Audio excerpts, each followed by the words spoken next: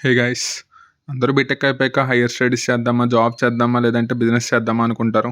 మా ఫ్రెండ్స్ అందరం BTech చదువుతున్నప్పుడే seasonal business చేద్దామని డిసైడ్ అయిపోయి వినాయక చవితికి ఫ్రూట్ స్టాల్ పెడదాం అనుకున్నాం. మాకు కావాల్సిన వాటిల్లో పత్రి, కొబ్బరికాయలు పల్లెటూరులో దొరుకుతాయని చెప్పేసి మా ఫ్రెండ్ వీరబాబు వాళ్ళ ఊరు పెనుమల్లి వచ్చాము.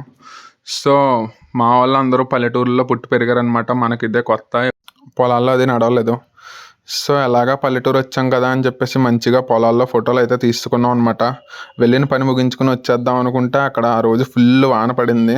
బండి అయితే జిగురుమట్టిలో స్టక్ అయిపోయింది, మొత్తం బంద అయిపోయింది. ఫస్ట్గా మనం అయితే ఈరోజు పాముని పట్టాం. తర్వాత అయితే ఈరోజు మరి కొబ్బరి కొన్నాను కానీ వచ్చాం. ఫస్ట్ వీడియో ఇది వస్తుంది.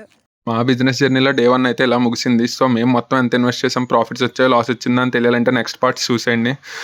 సో రానున్న 3 రోజులు కూడా మనకి తుఫాన్ అయితే చాలా తీవ్రంగా ఉంది. So stay safe. Thanks for watching. Follow for next part.